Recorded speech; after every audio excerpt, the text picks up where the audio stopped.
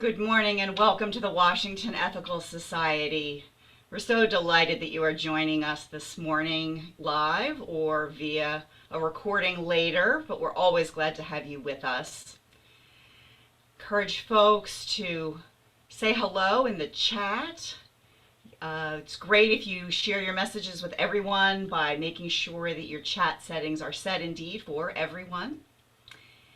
If you're visiting with us, whether from another ethical society or Unitarian Universalist congregation or any other geography than the DMV, we would love to have you shout that out to us. We'd love to know where folks are gathering in from. And so please do feel free to go ahead and share that. Good morning, Joe and Perry B. Good morning, Brian and Leanne and Rajesh. Nice. Great morning for a walk for sure. Good morning, Shirley and Christine. Good morning, Sue. We are so delighted you're here. Good morning, Jeff. Nice to see you again. Yes, thanks. I wish I could see you too. That day will come. We will again be able to see more of each other concurrently. But it's great to have folks with us. Good morning, Christine. Good morning, all. We are delighted that you are here. This is a great time while folks continue to gather to get a candle if you would like to light yours in your place while we do it collectively during our candle lighting ceremony. Grab a beverage of choice, find a comfy spot to settle in as we continue to gather. Good morning, Trang and Adam. Good morning, Susan and Mary. Good morning, Dakin household. So glad you're here. Good morning, Donna. It's great to have you with us. And folks are continuing to join us in the Zoom room, and I'm sure gathering in on the recording as well as they join in. So we'll let folks gather just another minute. Again, remind folks you can set your chat settings to everyone so we can all see your hellos. And we will begin in just a moment. If you want to settle in, you have your beverage and your comfy spot and your candle if you are so inclined.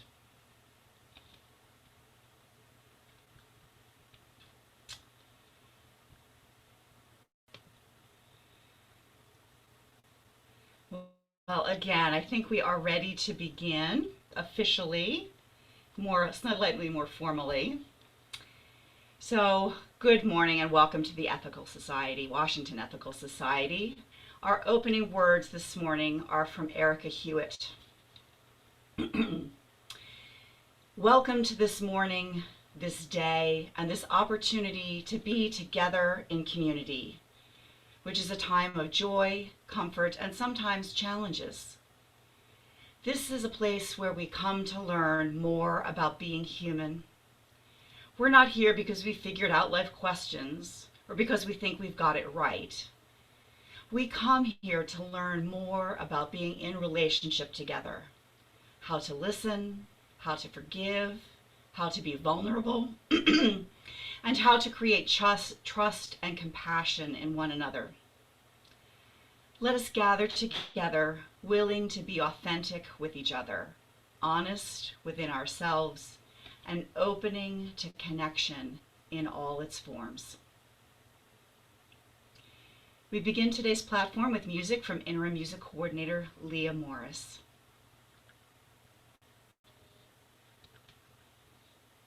Summer has come and passed. The innocence can never last. Wake me up when September ends.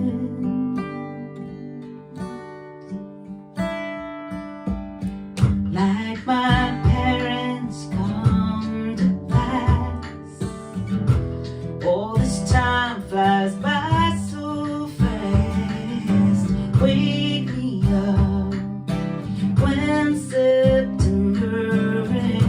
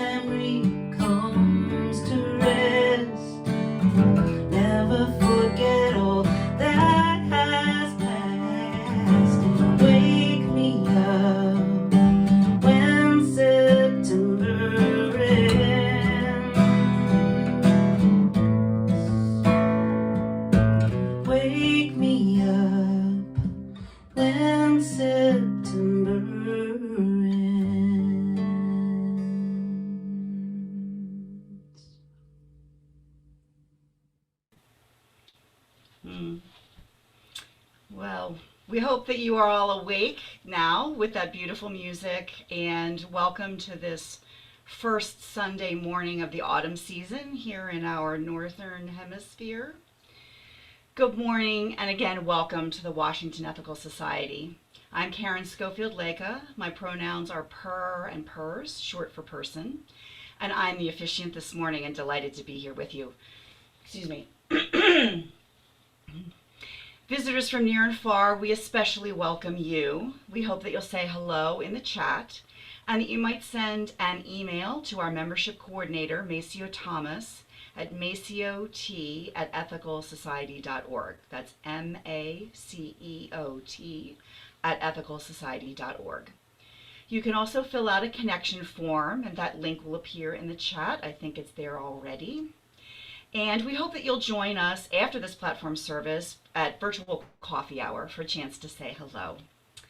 Our chat will stay open through much of the platform service, closing for the address itself and then reopening. So if you do not care to be watching the chat, this is a good time to minimize it. You will also notice that closed captioning is available, and you can turn that on or off as you prefer.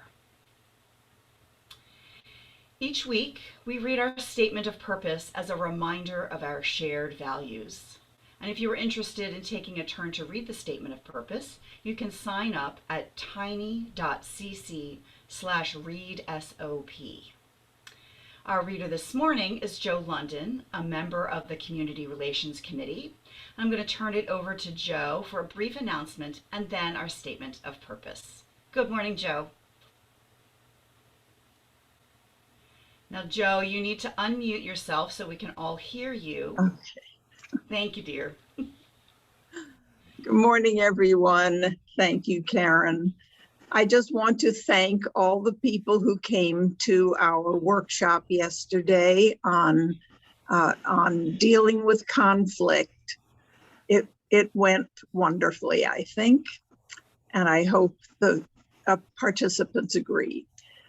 We have another workshop coming up on January 22nd on sustaining positive relationships. So please save the date. And then in March, on a date yet to be determined, we'll have our fourth workshop on creating, building community. And now for the statement of purpose. The Washington Ethical Society is a humanistic congregation that affirms the worth of every person. We strive through our relationships to elicit the best in the human spirit. With faith in human goodness, we appreciate each person's unique capacities. We joyfully celebrate together and support each other through life. We nurture a sense of reverence and responsibility for each other and the earth. We invite you to join our community of children and adults as we work for a world where love and justice cross all borders. Thank you, Joe. And now, if you have a candle at home, I invite you to light it as I share our candle lighting words. May we kindle within us the warmth of compassion, the light of understanding, and the fire of commitment to build a brighter future for all. Thank you, Joe, and thank you, Karen. Good morning. My name's Lyn Cox. My pronouns are they, them. I'm the interim leader here at the Washington Ethical Society. My colleague, Monica Dobbins, shared a thought about the Opportunity rover on Mars, and I'd like to tell you what she said about it. These are mainly her words, and the story about Opportunity is true. My battery is low and it's getting dark. Some time ago, scientists, professional and amateur alike, celebrated and mourned as a little robot's life came to a heroic end with those words, its final message back to Earth. The Opportunity Mars rover was meant to last only 90 days after landing on the red planet, yet managed to explore the planet's surface for almost 15 years before finally succumbing to a dust storm that prevented her from recharging. What stood out to me about the news coverage of the rover was the way people anthropomorphized the robot, referring to her as NASA engineers did by her nickname, Oppie. Social media was alight with poems, artwork, and memories of the robot, our parting tribute to another human miracle. Maybe the metaphor is too obvious. Pursuing opportunity has sometimes led me into very lonesome, vulnerable places. But in the best of times, I had a team back on Earth cheering me on, reading my reports, anxious to see what I would discover next, reminding me of the worthiness of my mission. Too often, I've told myself that I have to do whatever it is I'm trying to do all by myself. Too often, I see the great stuff other people are doing, and I wonder how I could ever measure up. I feel like a fraud, and I hide my light under a bushel. And maybe you do too. But you, yes, you, little old you, are brilliant, and you're worthy of being out there among the stars, traveling at light speed, discovering things no one has ever seen before. What you are learning while you're here, alive with us, could change everything. The ground team behind you, who knows how far you can go? With the ground team behind you, who knows how far you could go? Maybe farther than you could have ever imagined. Maybe farther than anyone could have imagined. So what could you accomplish this week if you knew you had a ground team wishing you well? How could you expand the map of our shared wisdom? To whom will you return after your mission? And what gifts will you bring? And who are the other explorers around you, needing a word of encouragement that would mean so much coming from you? So ends the story. The things we learn, the way we come to understand what we are truly capable of, the possibilities for change in the universe can all be drawn out in communities of people who encourage one another. We can change and be changed by communities of learning, growth, and justice. We can listen to the explorers whose voices have not been encouraged in the past, moving toward the day when everyone can have a ground team cheering them on. As we move into the centering time of our platform, let's reflect on the gifts that may be hiding inside ourselves and others, and the amazing possibilities that will unfold when each and every person can be part of a community of discovery and liberation.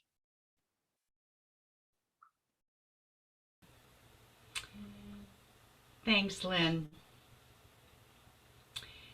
Each week, we ring this chime in solidarity with people around the world. Today, I'm particularly mindful of asylum seekers, immigrants, and all who care about the complex calculus of how our country draws the circle of who is in and who is out of our community.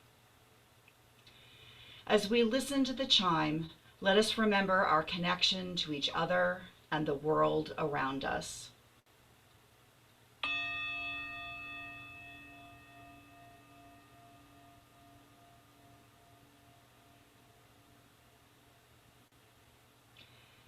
Let us hold in our hearts all that hurts in the world.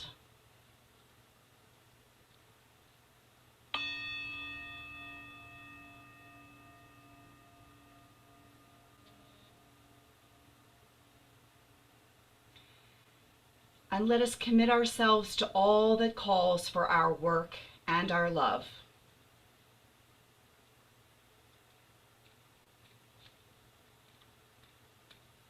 You have to imagine a chime here. It doesn't want to chime. There we go.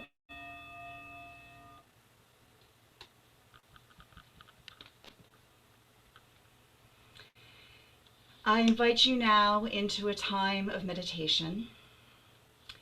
To begin, I encourage you to wiggle around until you find a position where your body feels supported and at ease. So do that shifting and adjusting and stretching and settling. And as your body balances and stills, take a number of deep breaths, drawing in inspiration and releasing any tension. Breathe again.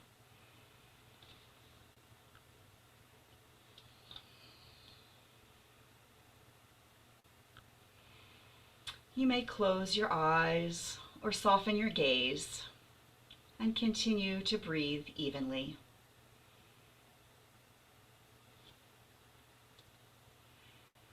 Our theme of the month is embracing possibility. Our guided meditation begins with an excerpt from a poem by Andrea Gibson called Say Yes. When two violins are placed in a room, if a chord on one violin is struck, the other violin will sound the note. If this is your definition of hope, this is for you. The ones who know how powerful we are, who know we can sound the music and the people around us simply by playing our own strings. This is for the possibility that guides us, and for the possibilities still waiting to sing. Whatever song we've been singing, we sing even more. The world needs us right now more than it ever has before. Pull all your strings. Play every chord. This is for saying yes. This is for saying yes. So, what is the song that you sing? Can you hear it in your heart, in your head, in your body? And how does that song resonate along with others?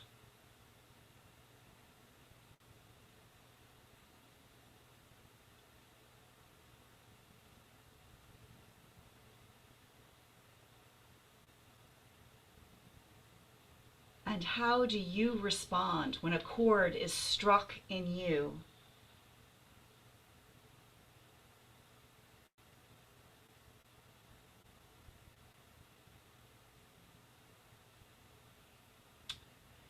What calls you to say yes?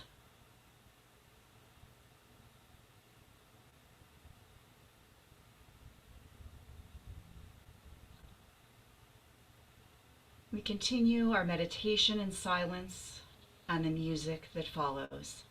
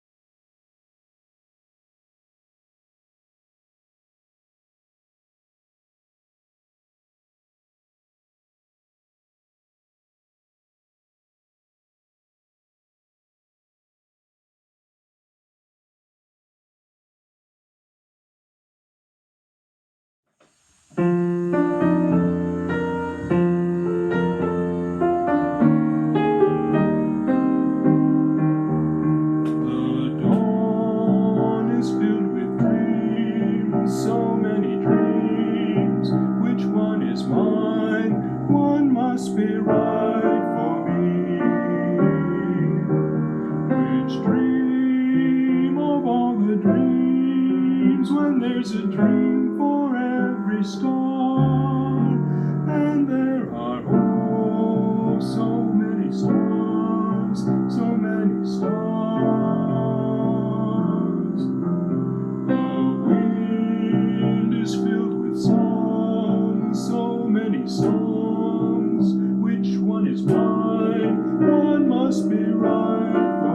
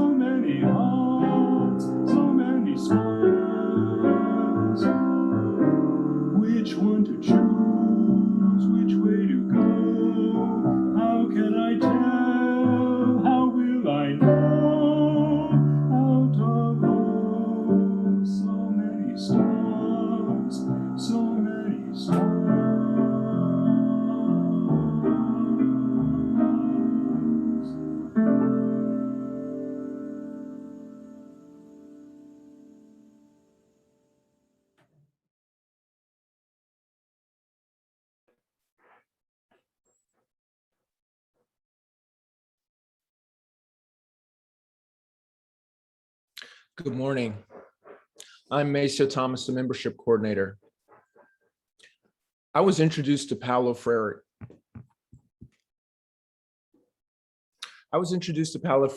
Friere nearly exactly 21 years ago. He was all over my graduate program in health education at the University of North Carolina. And not too long into the selected readings did I realize we had met some years earlier during my time as a Peace Corps volunteer.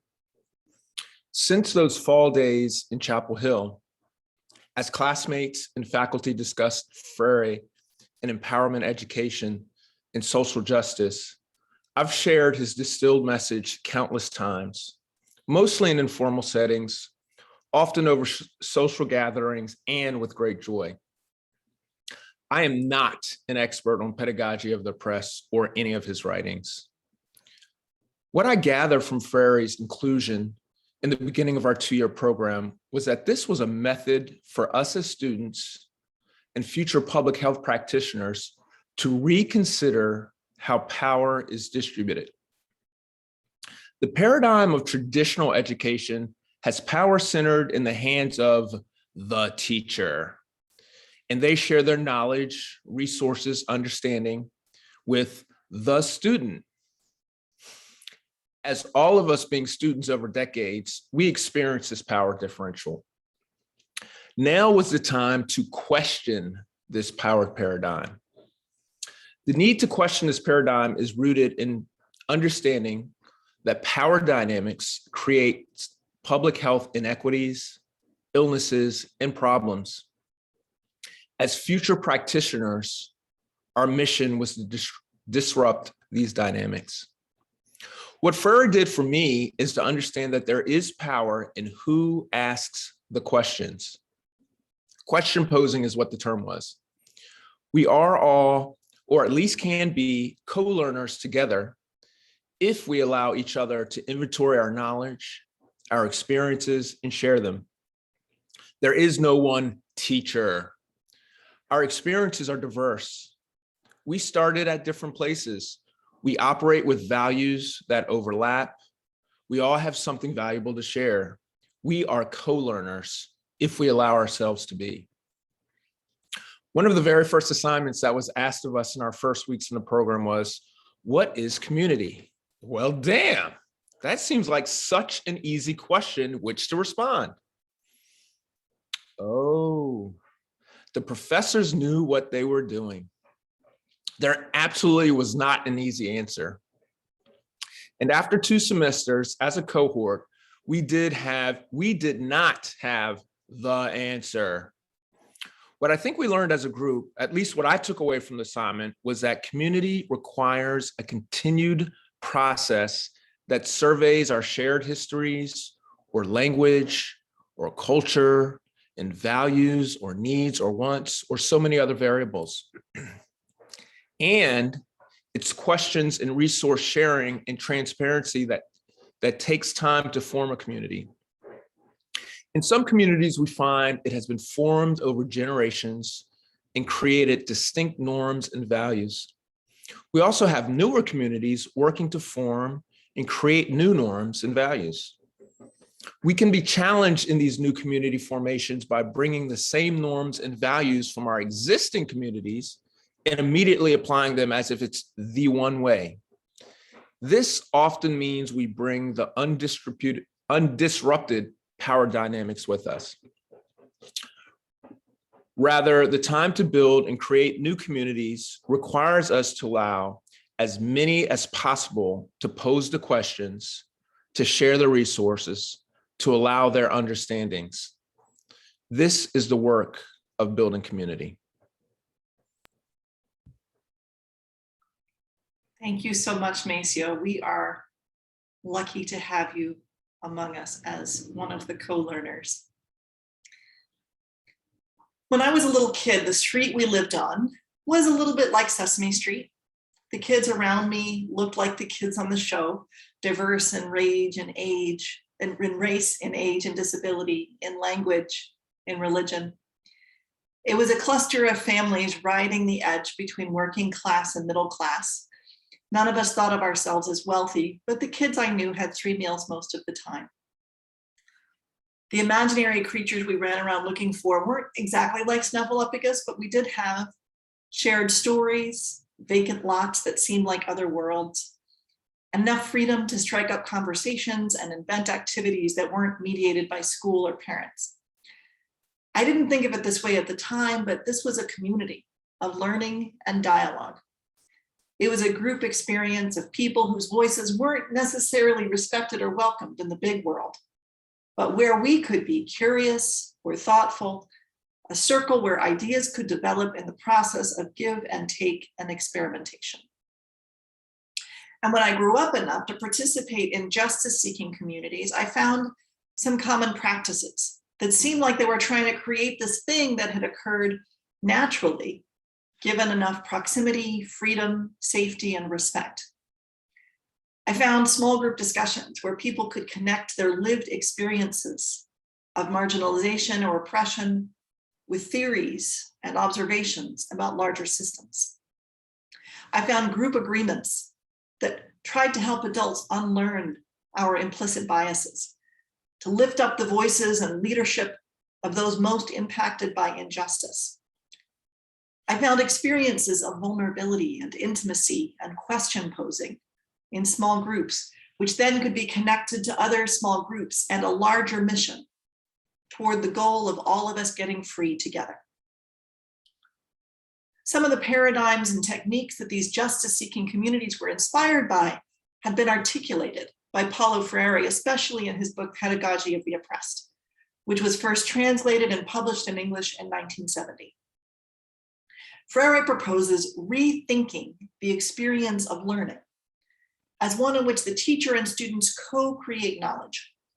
In contrast with what he calls the banking model of education, in which students are vessels of knowledge waiting to be filled, Friere suggests the problem posing or question posing model of education, in which the teacher and students have authentic and meaningful dialogue that encourages the co-learners to see themselves and each other as human, people capable of thought and action that transform the world. Discussion by itself is not enough to be liberatory. The dialogic actions that Friere describes involve unity, compassion, organization, and cultural synthesis.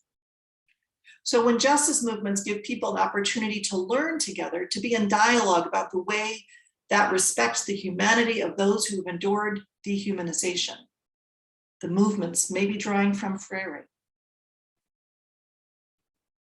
It's not so strange to think of my childhood friends as a learning community. One of Freire's points, summarized by Eduardo Mendieta, was that schooling means life. That is, learning is both indispensable to life and takes place in the midst of living. Everywhere the people are, and everywhere where listening is possible, is a place for liberatory education. On the other hand, there were some things that set a group of kids apart from the dialogic learning groups that Friere talked about. While I think we had an age-appropriate understanding of ourselves as a community, we didn't have a sense of unity in the struggle. To achieve that unity, learning groups engage in action and reflection as the co-learners come to understand why they hold the beliefs they do. As kids, we weren't unpacking the myths of cultural superiority or inferiority. We weren't working to figure out how to wield power in anti-oppressive ways towards our goals. So while people coming together in a diverse community to engage in dialogue can be a form of school anywhere, meeting and dialogue in themselves do not lead automatically to liberation. It is a mistake to boil down Freire's philosophy to a technique of dialogue or an insistence on conversation alone, without consciousness raising and putting reflection into action. What I think the observation of children and community can do for us is to demonstrate that liberatory education is closer within the reach of people who are learning together than we might imagine. As ethical humanists, we are very familiar with the supreme ethical rule to act in such a way as to elicit the best in others and therefore in ourselves.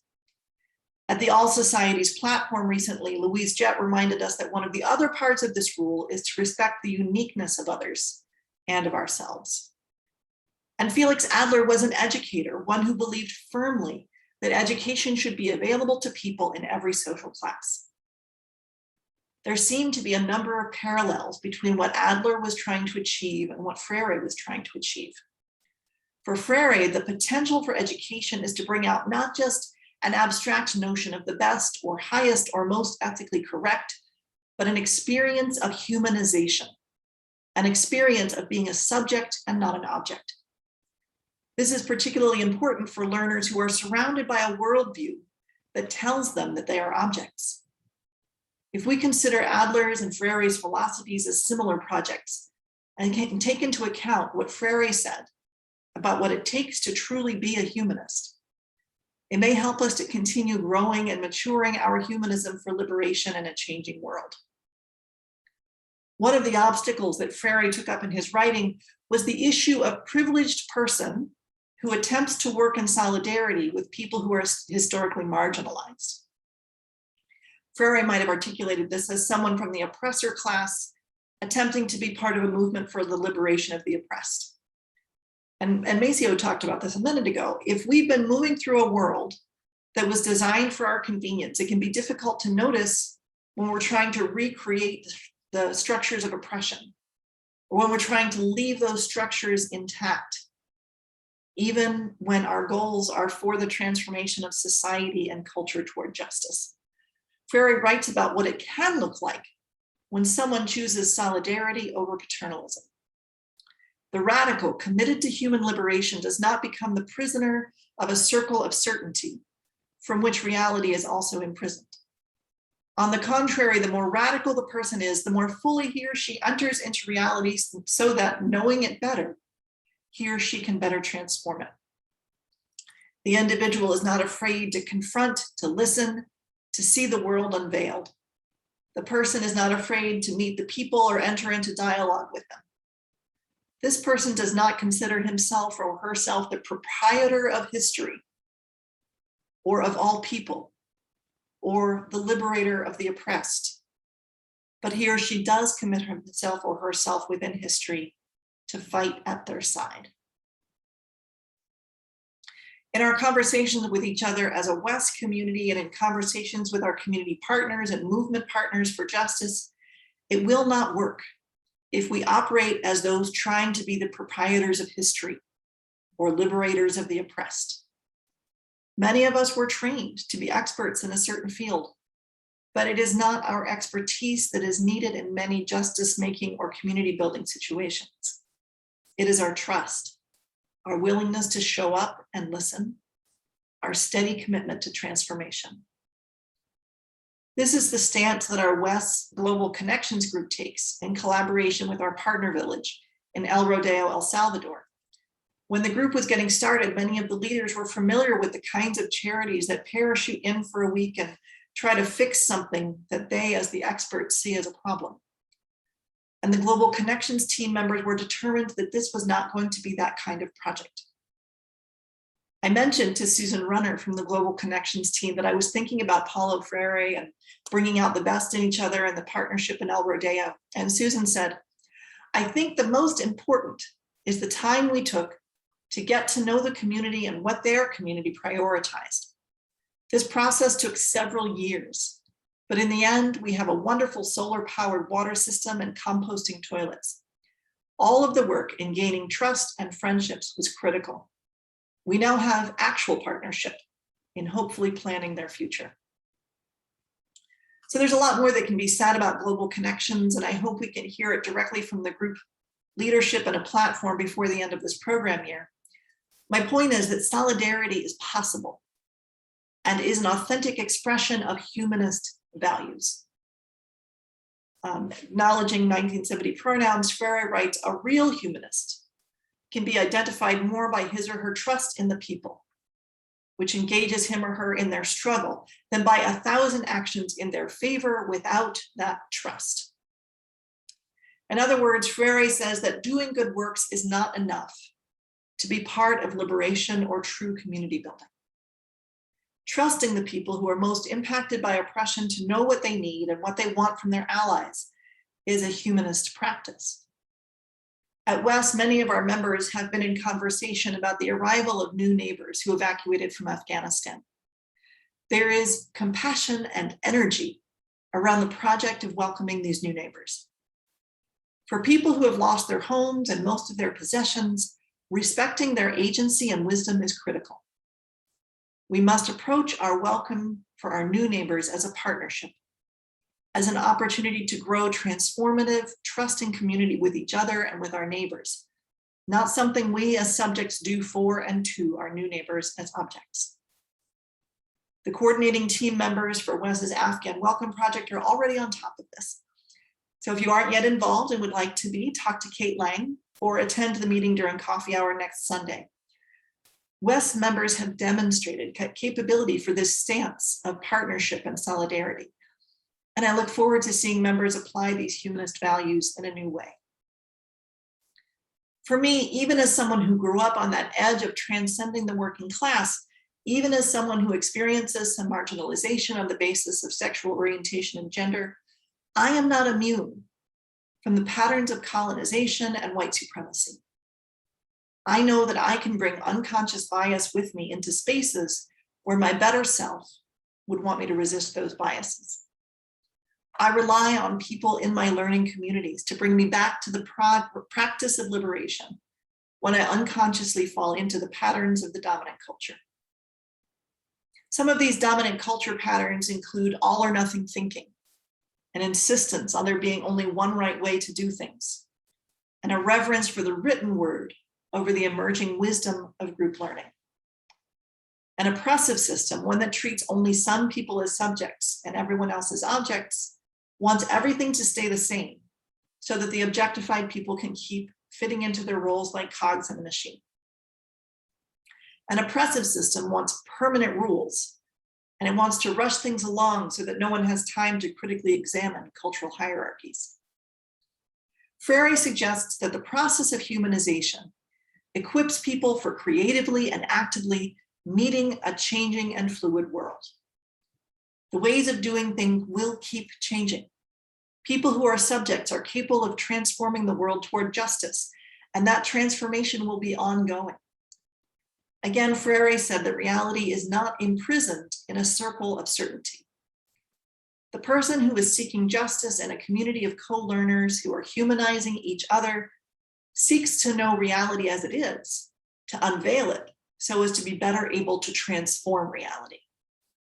In an ongoing process of transformation toward liberation, we can't count exclusively on the static written word, and we can't be certain of a single right way of doing things. Flexibility is a humanist practice. Flexibility, however, is easier said than done, which brings us back to the need for dynamic groups of co-learners, people who examine reality and philosophy and lived experience and channel their reflection on those things into action. One interpretation of the word education is that it is rooted in the words for calling forth. Education is about encouraging, drawing people out, setting conditions where people can co-create a future. Small groups in community building can do this. The new Thai groups that are likely to begin next month have built some of this into their design. It's not about an expert filling people with knowledge, but about people reflecting and practicing together what it means to be human. There is still time to sign up for a Thai group. Talk to Maceo if you're interested. Our groups for learning and reflection and personal growth have the potential to support our flexibility, our ability to keep moving forward when transformation means adaptation. It helps us to have encouragers, what my colleague called a ground crew in the story earlier. If our model for community is a place where people act in such a way as to bring out the best in others and therefore in ourselves, our model for community is one of co-learners. We can apply the principles of liberatory education to humanist community building, including practices of dialogue, trust, and transformation. May we act with courage and compassion And may all of our groups of encouragers find each other in larger circles in our mission of love and justice. May it be so. After some music, we'll have community sharing time when you can write into the chat about what resonated with you today. A framing question might help to spark a memory of a personal experience or your direct observation. If you like, you can focus your sharing on this question. Who is in your learning community? That is, who gives you courage to unveil reality and to transform the world? As we contemplate, rest, and reflect, let us experience the beauty of the musical response.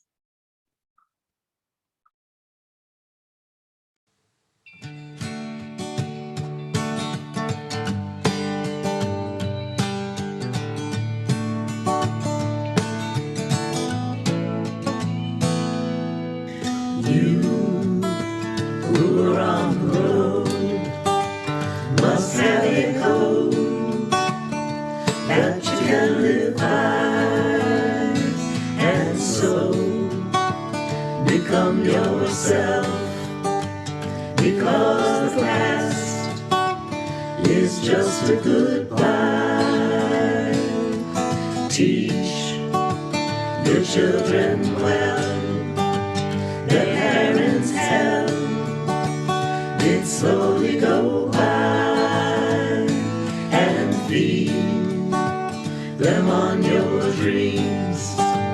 The one they pick, the one you'll know by. Don't you ever ask them why. If they told you, you would cry. So just look at them and sigh. Know they love you.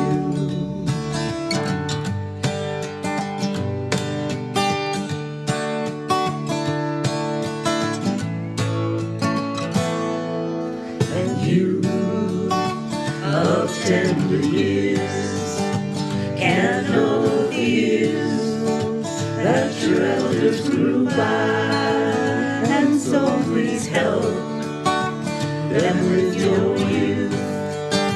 They see the truth before they can die.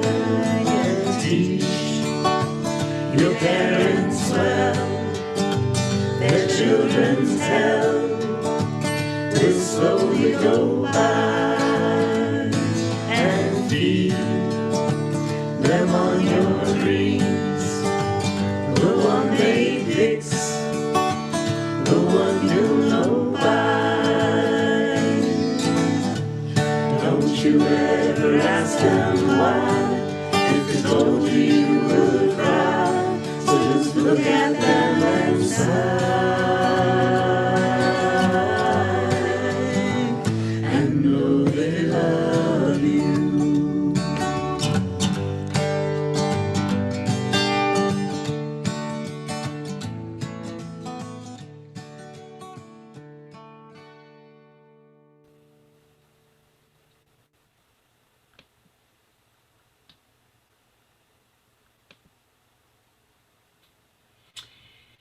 Well, thank you so much to Maceo for that first person reflection of Friere, and to Lyn for that great exploration of being a learning community together, and to the West Chorus for a terrific song to cap that all off.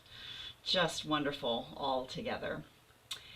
Now this is the time when we add our own voices to the morning, sharing our reflections on the platform and what resonates for you in your own life. And you might consider that framing question, which is, who is in your learning community? That is, who gives you courage to unveil reality and transform the world? I invite you to share in the Zoom chat or in the comments if you're watching later via the recording.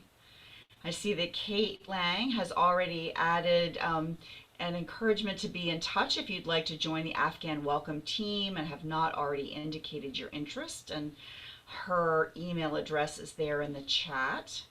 And noting that that group will be meeting next Sunday, which is October 3rd, during the coffee hour. So a great opportunity to join a learning community that is thinking about support and mutual learning and liberation in solidarity with others. Laura Steele comments, it occurs to me that a perfect marriage of sorts is what we learned yesterday in the workshop, which is the Community Relations Committee workshop about controversial issues, and what Lyn is discussing about how we be what we say we are, ethical humanists. I believe the doing out in the world needs to begin in our own community first. And West does create a natural opportunity for learning community. So thanks for that reminder, Laura. We definitely, there's probably no lack of ways to learn, right? It's how do we do that deep learning and how do we do so together in solidarity and in community. That is indeed both an opportunity and a challenge before us all. We're a reflective rather than discussive group, it seems, first thing this morning. There's a lot there to chew on for sure.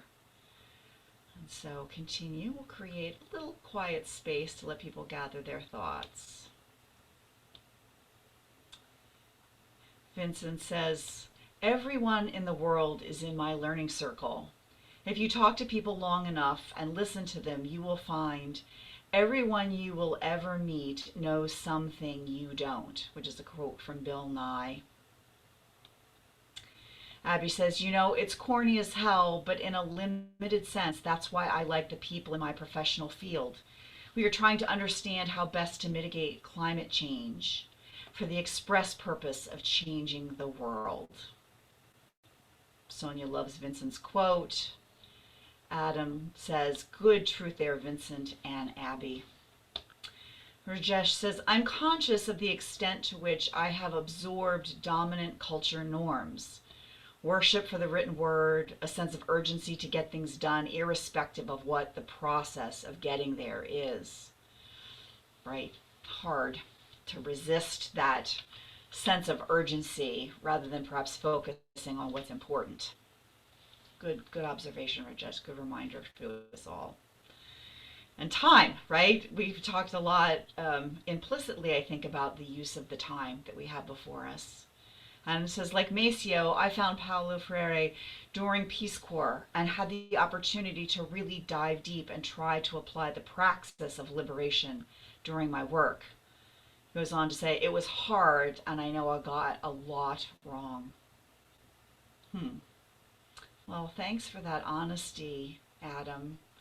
And that reminder that it is work, right? It is work to do this and hard, but it says, but it has continued to be important to how I view my professional life, right? So you've stayed in the doing.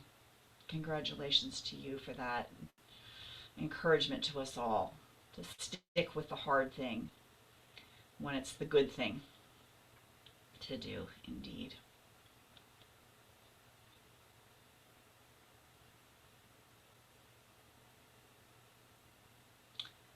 Leave another bit of space for people to convey their thoughts.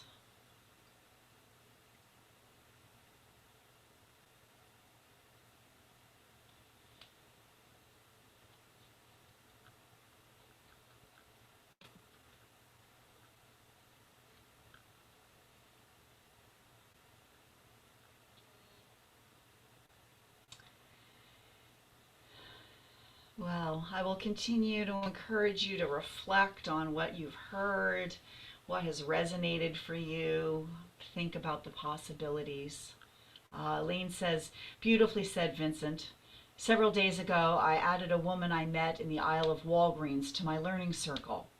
Educational theorists Lave and Wenger described learning as, quote, communities of practice, end quote. Everyone is a powered participant rather than an object recipient. Wow. I love that, Elaine, that especially that communities of practice. Lyn cautioned us that just the learning for learning's sake is a tricky thing unless we connect it to action. So that community of practice is a great way of doing that. Deep thoughts this morning. Well, just as we share our perspectives in this community, and please continue to do so into the chat, so too do we share our resources and gifts. Here at West, we split the Sunday collection between our operating budget and a fund dedicated to justice and compassion. And we, of course, appreciate each person's generous giving as they are able.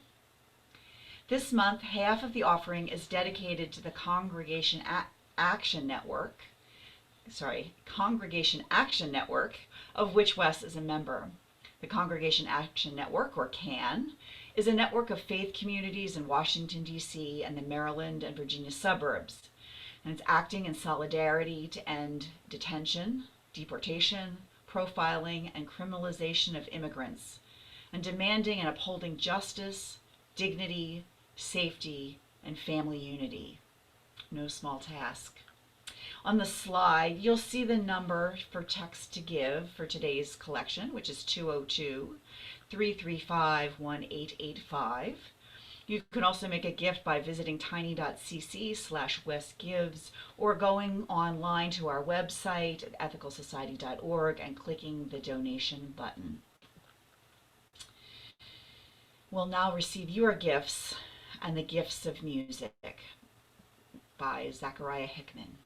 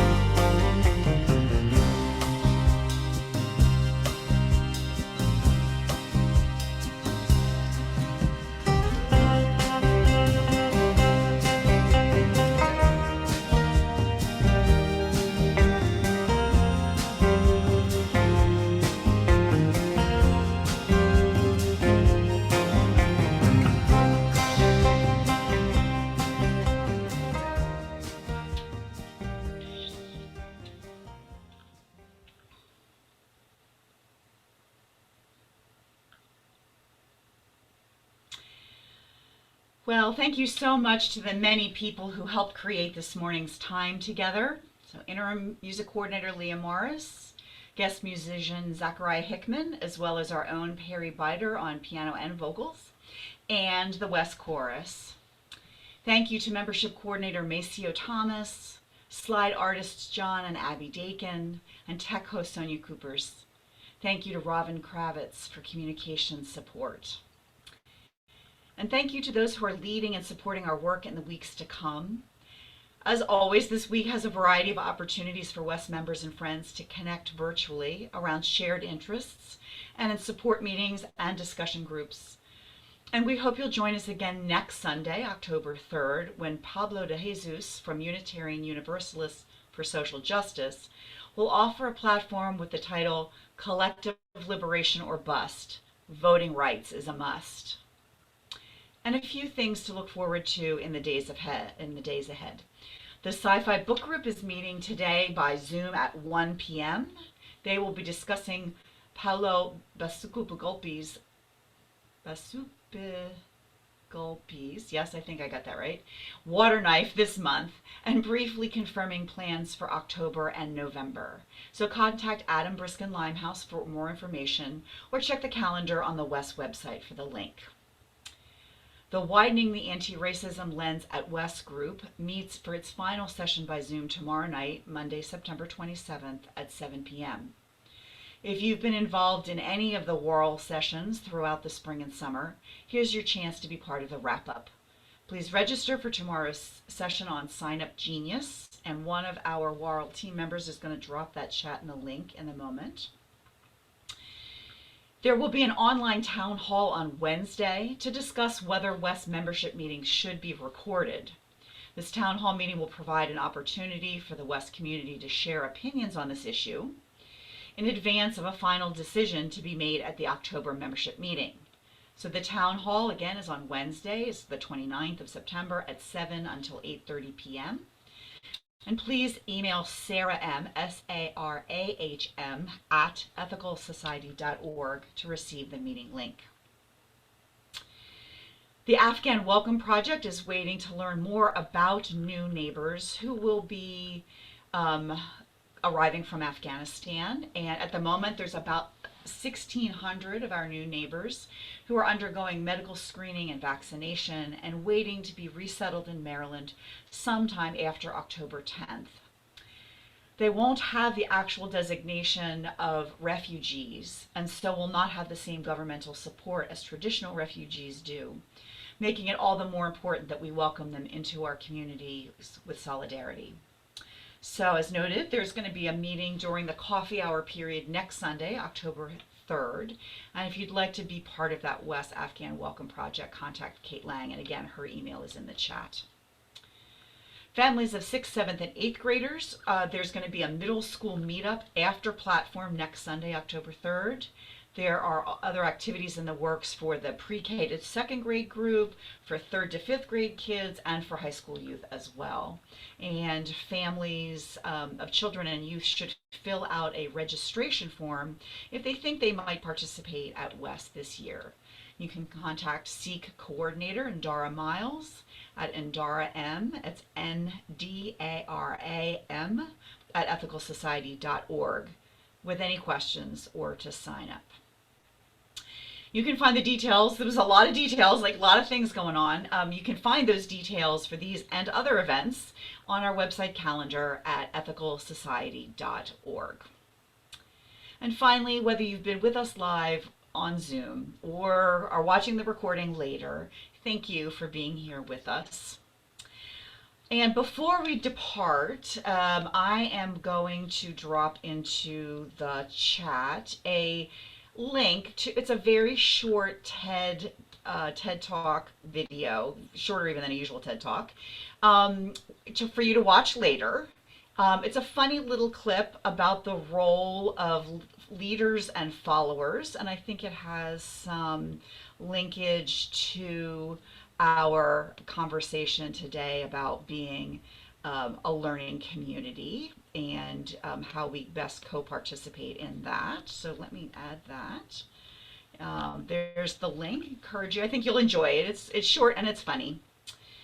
And now let's enjoy together our closing song of the month, Everything Possible, which is performed by the WES Chorus.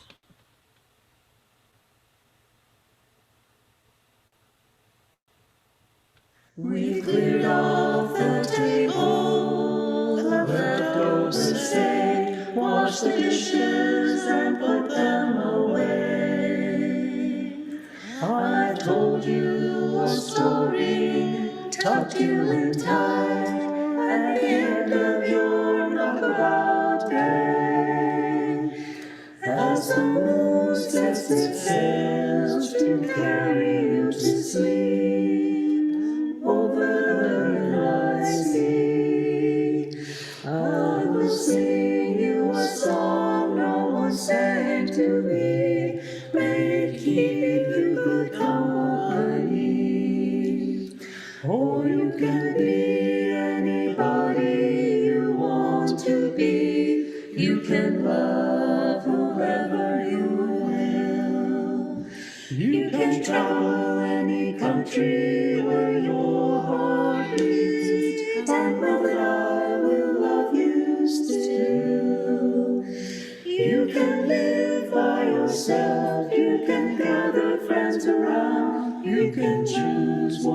special one, and the only measure of your words and your deeds will be the love you leave behind when you're done. There are girls who grow up strong and bold. There are boys quiet and kind. Some race on ahead, some follow behind. Some go in their own way and time. Some women love women, some men love men. Some raise children, some never do. You can dream all the day, never reaching the end of everything possible for you.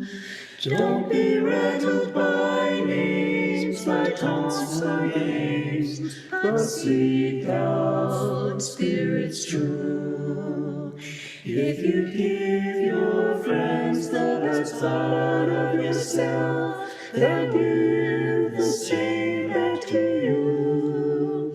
Oh, you can be anybody you want to be. You can love whoever you will.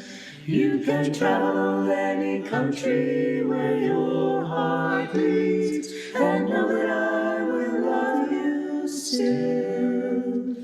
You can live by yourself, you can gather friends around, you can choose one special one. And the only measure of your words and your deeds will be the love you leave behind when you're done.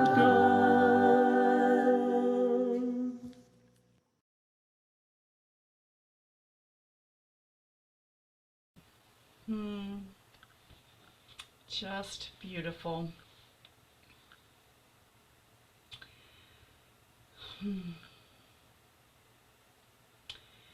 And now I invite you to join in our closing words for the month. Let us go into the week ahead with compassion, understanding, and commitment, embracing possibility in our quest for a better world. Everything's possible. Thank you, everyone. It's great to have you with us. Please join us for a virtual coffee hour by pointing your browser to tiny.cc/westcoffeehour.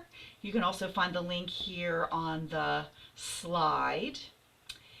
And I think we'll drop the links into the chat in a moment as well. And once we're in the Zoom coffee hour space, we divide into breakout groups, and you're welcome to drift in and out as you choose to greet different people. So it is actually an opportunity to mix and mingle if you're so inclined, or to dig in a little bit, spend a little bit more time with a smaller group of folks and actually see people face to face. So it's very much wonderful. So please head on over there. Again, it's tiny.cc/westcoffeehour. And if you are a guest with us this morning or new to our community, please send an email to our membership coordinator, Maceo Thomas, and introduce yourself. We'll drop his email and the connection link into the chat as well. It's a great way to, learn some more about our community. I encourage everybody to have a great week. Just enjoy this glorious autumn weather, and think about your learning community. Think about that, and where are you in solidarity? Bring that mindfulness to your dealings in the week ahead. Look forward to seeing everyone soon. Again, have a great week, and we will indeed be closing this off very shortly, so I encourage you to hop over there while you have a chance.